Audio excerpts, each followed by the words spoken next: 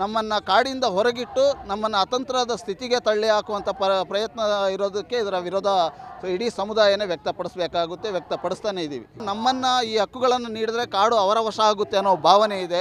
ಆದರೆ ಇಷ್ಟು ವರ್ಷ ಕಾಡುಗಳು ನಮ್ಮಿಂದ ರಕ್ಷಣೆ ಆಗಿರುವಂಥದ್ದು, ನಾವು ಕಾಡಲ್ಲಿ ಯಾವ ಥರ ಜೀವನ ಕಟ್ಕೊಂಡಿದ್ದೀವಿ ಅದರ ಬದಲಾಗಿ ಯಾರೇ ಹೊರಗಿನವರಿಂದ ಇಲಾಖೆಗಳಿಂದ ಅಲ್ಲ, ಇಲಾಖೆಗಳಿಗೆ ಪ್ರತಿ ಹಂತದಲ್ಲೂ ಸಹಿತ ಡೆವಲಪ್ಮೆಂಟ್ ಹೆಸರಿನಲ್ಲಿ ಕಾಡನ್ನು ಹಂತ ಹಂತವಾಗಿ ಸಫಾರಿ ಮತ್ತು ರೆಸಾರ್ಟ್ ಈ ಥರದ ಎಲ್ಲ ಭಾಗದಲ್ಲೂ ಸಹಿತ ಕಾಡನ್ನು ಲೂಟಿನೇ ಹೊಡಿತಾ ಇರುವಂಥದ್ದು ಈಗಲೂ ಸಹಿತ. ನಾಗರಹೊಳೆಯಲ್ಲಿ ಈಗ ಸದ್ಯದ ಪರಿಸ್ಥಿತಿ ಹೇಳ್ಬೇಕಂತ ಹೇಳಿದ್ರೆ, ಈಗ ಸದ್ಯಕ್ಕೆ ಅನ್ನೋದಕ್ಕೆ ಹೇಳೋದಕ್ಕಿಂತ ಮುಂಚಿತವಾಗಿ ಏನು ವನ್ಯಜೀವಿ ಸಂರಕ್ಷಣಾ ಕಾಯ್ದೆ 1972 ಮತ್ತು ಅರಣ್ಯ ಸಂರಕ್ಷಣಾ ಕಾಯ್ದೆ 1980, ಅದಾದ ನಂತರದಲ್ಲಿ ಏನು ರಾಜೀವ್ ಗಾಂಧಿ ರಾಷ್ಟ್ರೀಯ ಉದ್ಯಾನವನದ ಘೋಷಣೆ, ಅದಾದ ನಂತರದಲ್ಲಿ 2007ರಲ್ಲಿ ಏನು ಹುಲಿ ಸಂರಕ್ಷಿತ ಪ್ರದೇಶ ಅಂತೇಳಿ ಘೋಷಣೆ ಮಾಡಿದ್ದಾರೆ. ಈ ಹಂತ ಹಂತವಾಗಿಯೂ ಸಹಿತ ನಮ್ಮ ಪೂರ್ವಿಕರ ನೆಲೆ ಏನಿದೆ, ನಮ್ಮ ಪೂರ್ವಿಕರ ಜನ್ಮ ಏನಿದೆ, ಅದರೊಂದಿಗಿನ ನಮ್ಮ ಸಂಬಂಧ ಮತ್ತು ನಮ್ಮನ್ನು ದೂರ ಮಾಡುವಂತಹ ಒಂದು ನೀತಿಯನ್ನು ಸರ್ಕಾರಗಳು ನಡೆಸ್ತಾ ಇದೆ. ಪರಿಸರದ ಸಂರಕ್ಷಣೆ ಮತ್ತು ಹುಲಿಗಳ ಸಂರಕ್ಷಣೆ, ವನ್ಯಪ್ರಾಣಿಗಳ ಸಂರಕ್ಷಣೆ ಹೆಸರಿನಲ್ಲಿ ನಮಗೂ ನಮ್ಮ ಕಾಡಿನಲ್ಲಿರುವಂತಹ ನಾವು ದೇವರು ಅಂತ ನಂಬಿರುವಂತಹ ಹುಲಿಗಳು, ಆನೆಗಳು, ನವಿಲು, ಕರಡಿ, ಈ ಕೆನ್ನಾಯಿಗಳು ಮತ್ತು ಅಲ್ಲಿನ ಜಲಮೂಲಗಳು ನದಿಗಳೇನಿದ್ದಾವೆ, ಅದ್ರ ಜೊತೆಗೆ ಕಾಡಲ್ಲಿರುವಂತಹ ಮರಗಳು, ಹಾಗೆ ನಮ್ಮ ಪೂರ್ವಿಕರ ಬರಿ ಮಾಡಿರುವಂಥ ಸ್ಥಳಗಳು, ಇವುಗಳನ್ನು ನಾವು ಪವಿತ್ರಿತವಾಗಿ ನಾವು ನೋಡ್ತಾ ಇದ್ದೀವಿ. ಈ ಒಂದು ಸನ್ನಿವೇಶದಲ್ಲಿ ನಮ್ಮನ್ನು ಈ ಒಂದು ಸಂರಕ್ಷಣೆಯ ಹೆಸರಿನಲ್ಲಿ ಸೋಕಾಲ್ಡ್ ಹೇಳೋದಾದರೆ ಕೊಲೋನಿಯಲ್ ಕನ್ಸರ್ವೇಷನ್ ಮೋಡಲಿಂದಾಗಿ ನಮ್ಮನ್ನು ಪ್ರತ್ಯೇಕವಾಗಿಟ್ಟು ನಮ್ಮ ಪೂರ್ವಿಕರ ನೆಲೆಯಿಂದ ನಾವು ಬದುಕಿ ಬಾಳಿದಂಥ ಶತಮಾನಗಳಿಂದ ನಾವು ಉಳಿಸ್ಕೊಂಡಿರುವಂಥ ನಮ್ಮ ಕಾಡುಗಳಿಂದ ನಮ್ಮನ್ನು ದೂರ ಇಟ್ಟು ಅಲ್ಲಿ ಸಂರಕ್ಷಣೆ ನಡೆಸಿ ಅದನ್ನು ಇಡೀ ಪ್ರಪಂಚಕ್ಕೆ ಬಿಂಬಿಸಿ ಅಲ್ಲಿ ಆ ಒಂದು ಕಾಡುಗಳನ್ನು ಇಲಾಖೆಗಳು, ಸರ್ಕಾರಗಳು ರಕ್ಷಣೆ ಮಾಡಿದೆ. ನಂತರದಲ್ಲಿ ನಗರದಿಂದ ಬರುವಂಥ ಪ್ರವಾಸಿಗರನ್ನು ಅಲ್ಲಿ ಹುಲಿಗಳ ಒಂದು ಸಫಾರಿ ನಡೆಸುವಂಥದ್ದು, ನಂತರ ಅವರುಗಳಿಗೆ ಬೇಕಾದಂಥ ಸವಲತ್ತುಗಳನ್ನು ಮಾಡುವಂಥದ್ದು ಮತ್ತು ಅದರಿಂದ ಹಣ ಗಳಿಸುವಂತಹ ಅನೇಕ ಅಧ್ಯಯನಗಳು, ಪರಿಸರದ ಬಗ್ಗೆ ಮಾಡುವಂಥ ಅಧ್ಯಯನಗಳಿಂದ ಹಣ ಗಳಿಸುವಂತಹ ಒಂದು ಪ್ರಯತ್ನ ನಡೆಸ್ತಾ ಇದೆ ಹೊರತಾಗಿ ಅದು ನಿಜವಾದ ಸಂರಕ್ಷಣೆ ನಡೆಸ್ತಾ ಇಲ್ಲ ಅನ್ನೋದನ್ನು ನೇರವಾಗಿ ಹೇಳ್ಬೋದು. ಅದರ ಜೊತೆಯಲ್ಲಿ ಈ ಸಂರಕ್ಷಣೆ ಹೆಸರಿನಲ್ಲಿ ನಮ್ಮ ಹಕ್ಕುಗಳನ್ನು ಕಸಿದುಕೊಂಡು ಈ ಒಂದು ಸಂರಕ್ಷಣೆ ಹೆಸರಿನಲ್ಲಿ ನಮ್ಮ ಮೇಲೆ ನಿರಂತರವಾದಂಥ ದೌರ್ಜನ್ಯ, ಅನೇಕ ಬಾರಿ ಹೊಡೆದಿರುವಂಥದ್ದು, ಗುಡಿಸಲುಗಳನ್ನು ಕಿತ್ತು ಹಾಕುವಂಥದ್ದು, ಗುಂಡು ಹೊಡೆದಿರುವಂಥದ್ದು ಮತ್ತು ಯಾವುದೋ ಒಂದು ಅಪರಾಧ ಒಂದು ಹೆಸರಿನಲ್ಲಿ ನಮ್ಮವ್ರನ್ನ ಬಂಧಿಸಿ ಹೊಡೆದು ಕೊಲ್ಲುವಂಥದ್ದು ಮತ್ತು ಅಪರಾಧೀಕರಣಕ್ಕೆ ತಳ್ಳುವಂಥದ್ದು ಮತ್ತು STPF ಮತ್ತು ETF ಈ ಥರ ಮೊದಲಾದಂಥ ದಳಗಳಿಂದ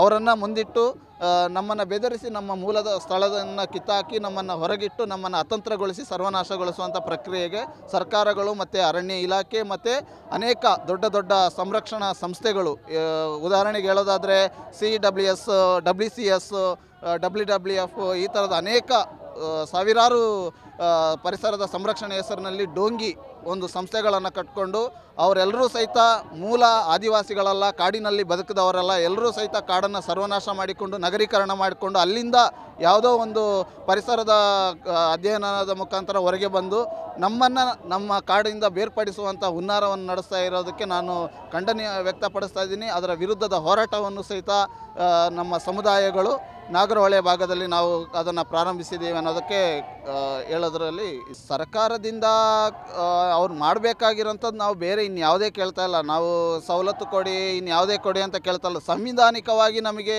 ದೊರಕಿರುವಂತಹ 2006ರ ಅರಣ್ಯ ಹಕ್ಕು ಕಾಯ್ದೆ ಇದೆ, ಕಾನೂನೇ ರಚನೆ ಆಗಿದೆ. ನಮ್ಮ ಸಾಮುದಾಯಿಕ ಹಕ್ಕು, ಸಮುದಾಯದ ಸಂಪನ್ಮೂಲದ ಹಕ್ಕು, ಹ್ಯಾಬಿಟ್ಯಾಟ್ ಹಕ್ಕು ಜೊತೆಲಿ ಇಂಡಿವಿಜುವಲ್ ಹಕ್ಕು, ಅದ್ರ ಜೊತೆ ಒಳಗೊಂಡಂತೆ ಒಂದಷ್ಟು ಆ ನಿಯಮದಲ್ಲಿ ಸಮುದಾಯಗಳೇ ಕಾಡನ್ನು ನೋಡ್ಕೊಳ್ಳುವಂಥದ್ದು, ಸಂರಕ್ಷಣೆ ಮಾಡುವಂಥದ್ದು, ಜೀವ ವೈವಿಧ್ಯತೆಯನ್ನು ವೃದ್ಧಿಸುವಂಥದ್ದು ಇದೆಲ್ಲವೂ ಸಹಿತ ಅವಕಾಶಗಳನ್ನು ನೀಡಿದೆ. ಇದನ್ನು ಸರಿಯಾದ ರೀತಿಯಲ್ಲಿ ಇಂಪ್ಲಿಮೆಂಟೇಷನ್ ಯಾವುದೇ ಸರ್ಕಾರಗಳು ಮಾಡ್ತಾ ಇಲ್ಲ. ಏನೋ ಒಂದು ನಾಮಕ ವ್ಯವಸ್ಥೆಗೆ ಒಂದೆರಡು ಜಾಗದಲ್ಲಿ ಕೊಟ್ಬಿಟ್ಟು ಎಲ್ರಿಗೂ ಸಹಿತ ನಾವು ಕೊಟ್ಟಿದ್ದೀವಿ ಅಂತ ಹೇಳಿ ಸರ್ಕಾರಗಳು ಬಿಂಬಿಸ್ತಾ ಇದೆ. ಇದರ ಜೊತೆಗೇ ಇಂಥ ಒಂದು ಕಾಡುಗಳನ್ನು ದೊಡ್ಡ ದೊಡ್ಡ ರೆಸಾರ್ಟ್ಗಳಿಗೆ ಪರಿವರ್ತಿಸಲಿಕ್ಕೆ ಉದಾಹರಣೆಗೆ ಹೇಳ್ಬೋದು, JLR ರೆಸಾರ್ಟ್ ನಾಗರಹೊಳೆ ಸುತ್ತುವರೆದಿದೆ, ಮತ್ತು ಮಚ್ಚಾನ್ ರೆಸಾರ್ಟ್ ಮತ್ತು ಅನೇಕ ರೀತಿಯಾದಂಥ ದೊಡ್ಡ ದೊಡ್ಡ ರಾಜಕೀಯ ಪ್ರತಿನಿಧಿಗಳು ಅನಿಸ್ಕೊಂಡಿದ್ದಾರೆ. ಅವರ ಪ್ರೈವೇಟ್ ರೆಸಾರ್ಟ್ಗಳನ್ನು ಇಟ್ಟು ಅದರ ಮುಖಾಂತರವಾಗಿ ಕಾಡನ್ನು ಸಫಾರಿ ಹೆಸರಿನಲ್ಲಿ ಲೂಟಿ ಹೊಡೆಯುವಂತಹ ಒಂದು ಪ್ರವೃತ್ತಿ ನಡೆಸ್ತಾ ಇರೋವಂಥದ್ದು ಅದು ಕೊನೆಗಾಣಬೇಕು. ಮತ್ತು ನಮಗೆ ಬರೀ ನಾಮಕ ವ್ಯವಸ್ಥೆಗೆ ಮಾತ್ರ ಅವರಿಗೆ ಇಂಥದ್ದು ಕೊಡ್ತೀವಿ, ಆಡು ಕೊಡ್ತೀವಿ, ಕುರಿ ಕೊಡ್ತೀವಿ, ವಿದ್ಯುತ್ ವ್ಯವಸ್ಥೆ ಕೊಡ್ತೀವಿ, ಇದೆಲ್ಲನೆಲ್ಲ ಬಿಂಬಿಸ್ತಾ ಇದೆ. ಆದರೆ ಅದು ನಾವು ಕೇಳ್ತಾ ಇರೋದು ನಮ್ಮ ಮೂಲಭೂತ ಹಕ್ಕಾಗಿರುವಂಥ, ಸಂವಿಧಾನಿಕ ಹಕ್ಕಾಗಿರುವಂಥ 2006ರ ಕಾಯ್ದೆಯಲ್ಲಿನ ಒಂದಷ್ಟು ಹಕ್ಕುಗಳನ್ನು ಕೇಂದ್ರ ಸರ್ಕಾರದಲ್ಲೇ ಮಾಡಿ 2006ರಲ್ಲಿ ಕಾನೂನಾಗಿ ಜಾರಿಗೆ ತಂದಿದ್ದಾರೆ. ಅದಕ್ಕೆ ನಮೂನೆಗಳಿದೆ, ಎಲ್ಲವೂ ಸಹಿತ ಪ್ರಕ್ರಿಯೆ ಸಲ್ಲಿಸಿದ್ದೀವಿ. ಆದರೆ ಅದರ ಇಂಪ್ಲಿಮೆಂಟೇಷನಲ್ಲಿ ಅರಣ್ಯ ಇಲಾಖೆಗಳು ಮತ್ತು ಸಂಬಂಧಪಟ್ಟಂಥ ಏನು ಸಮಿತಿಗಳು, SDLC, DLC ಮತ್ತು ರಾಜ್ಯ ಮಟ್ಟದ ಮೇಲ್ವಿಚಾರಣೆ ಸಮಿತಿ, ಈ ಥರದ ಸಮಿತಿಗಳಲ್ಲಿ ನಾವು ಅನೇಕ ರೀತಿಯ ನಿರಾಕರಣೆಗಳನ್ನೇ ನೋಡ್ತಾ ಇದ್ದೀವಿ ಹೊರತು ನಮ್ಮ ಹಕ್ಕುಗಳನ್ನು ನಾವು ಪಡಿತಾ ಇಲ್ಲ. ಇದಂತೂ ಸತ್ಯ ಇರುವಂಥ ವಿಚಾರ.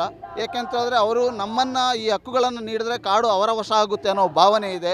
ಆದರೆ ಇಷ್ಟು ವರ್ಷ ಕಾಡುಗಳು ನಮ್ಮಿಂದ ರಕ್ಷಣೆ ಆಗಿರುವಂಥದ್ದು, ನಾವು ಕಾಡಲ್ಲಿ ಯಾವ ಥರ ಜೀವನ ಕಟ್ಕೊಂಡಿದ್ದೀವಿ ಅದರಿಂದ.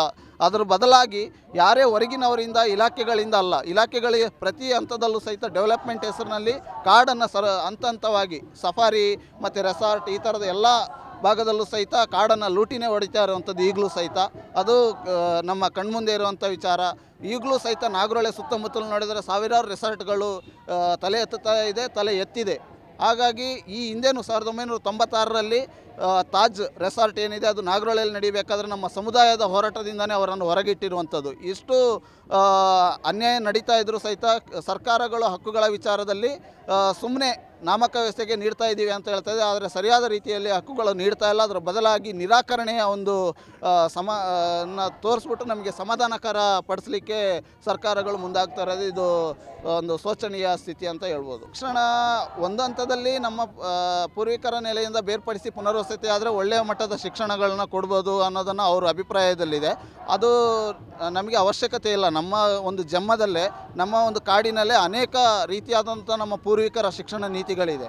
ಅದರಲ್ಲಿ ಹೇಳಬೇಕಾದ್ರೆ ಲಿಟ್ರೇಚರ್ ಆ ವಿಚಾರಕ್ಕೆ ಬಂದರೆ ಈಗಿನ ಮುಖ್ಯವಾಹಿನಿಯ ಶಿಕ್ಷಣ ಅಗತ್ಯ ಇದೆ ಅಂತ ಹೇಳ್ಬೋದು. ಆದರೆ ವಿಚಾರಗಳನ್ನು ತಿಳ್ಕೊಳ್ಳಿಕ್ಕೆ ಮಾತ್ರ ಅನೇಕ ನಾವು ಕಲಿಬೇಕಾಗಿರೋದು ನಮ್ಮ ಸಾಂಪ್ರದಾಯಿಕ ಗಡಿಗಳಲ್ಲೇ ಇದೆ, ನಮ್ಮ ಕಾಡಿನಲ್ಲೇ ಇದೆ, ನಮ್ಮ ಪೂರ್ವಿಕರು ಹೇಳಿಕೊಟ್ಟಂಥ ದಾರಿ ಮಾರ್ಗದಲ್ಲೇ ಇದೆ. ಆದರೆ ಇತ್ತೀಚಿನ ದಿನಗಳಲ್ಲಿ ಹಾಡಿಗಳಲ್ಲಿ ಅನೇಕರು ಶಿಕ್ಷಣವಂತರಾಗ್ತಾ ಇದ್ದಾರೆ. ಯಾರೂ ಸಹಿತ ಅದರಲ್ಲಿ ಏನು ಕಡಿಮೆ ಏನಿಲ್ಲ. ಆದರೆ ನಮಗೆ ಮೂಲಭೂತವಾದಂಥ ಸಮಸ್ಯೆ ಇರುವಂಥದ್ದೇ ನಮ್ಮ ಕಾಡುಗಳು, ನಮ್ಮ ಜಮ್ಮಗಳು, ನಮ್ಮ ಒಂದು ನೆಲೆಗಳಲ್ಲಿ ನಮ್ಮ ಒಂದು ಪಾರಂಪರಿಕ ಶಿಕ್ಷಣದ ಜೊತೆಯಲ್ಲಿ ನಾವು ಅಲ್ಲಿ ಉಳಿಯೋದನ್ನು ಸರ್ಕಾರಗಳು ಒಪ್ಕೊಳ್ತಾ ಇಲ್ಲ. ನಮ್ಮನ್ನು ಕಾಡಿಂದ ಹೊರಗಿಟ್ಟು ನಮ್ಮನ್ನು ಅತಂತ್ರದ ಸ್ಥಿತಿಗೆ ತಳ್ಳಿ ಹಾಕುವಂಥ ಪ್ರಯತ್ನ ಇರೋದಕ್ಕೆ ಇದರ ವಿರೋಧ ಇಡೀ ಸಮುದಾಯನೇ ವ್ಯಕ್ತಪಡಿಸಬೇಕಾಗುತ್ತೆ, ವ್ಯಕ್ತಪಡಿಸ್ತಾನೇ ಇದ್ದೀವಿ. ಇಲ್ಲಿವರೆಗೂ ಅನೇಕ ರೀತಿಯಾದಂಥ ಮೊರೆಗಳನ್ನು ಪ್ರತಿಯೊಂದು ಸರ್ಕಾರ ಬರುವ ಸಂದರ್ಭದಲ್ಲೂ ಸಚಿವರುಗಳಿಗೆ, ಮುಖ್ಯಮಂತ್ರಿಗಳಿಗೆ ಅವರು ಬರುವಂಥ ಸಂದರ್ಭಗಳಲ್ಲಿ ಎಲ್ಲ ಹಂತದಲ್ಲಿ ನಾವು ನಮ್ಮ ಈ ಹಕ್ಕುಗಳನ್ನು ಸರಿಯಾದ ರೀತಿಯಲ್ಲಿ ನಮಗೆ ರೆಕಗ್ನೈಸ್ ಮಾಡಿಕೊಡಿ, ಇದು ಸಂವಿಧಾನಿಕ ಹಕ್ಕು ಹಾಗಂತ ಹೇಳಿ ನಾವು ಹಾಕಿರೋಂಥ ಹಕ್ಕುಗಳಿಗೆ ಆ ಸಮಯಾವಕಾಶ, ಒಂದು ಅರ್ಜಿಗಳಿಗೆ ಆದಂಥ ಒಂದು ಸಮಯಾವಕಾಶ ಅದರ ಒಳಗಡೆ ನೀಡಬೇಕಂತ ಇದೆ. ಆದರೆ 2009-10ರಿಂದ ನಾವು ಸಲ್ಲಿಕೆ ಆಗಿರೋಂಥ ಅರ್ಜಿಗಳು 2025 ಕಳೆದು 26 ಬರ್ತಾಯಿದ್ರು ಸಹಿತ ಅದರ ಗಮನನೇ ತಗೊಳ್ಳದೆ, ನಮ್ಮ ಹಕ್ಕುಗಳು ಕೊಡದೆ ಇನ್ನೂ ಸಹಿತ ನಮ್ಮನ್ನು ಒಂದು ಅತಂತ್ರ ಸ್ಥಿತಿಗೆ ಇಡಲ್ಪಟ್ಟಿದೆ.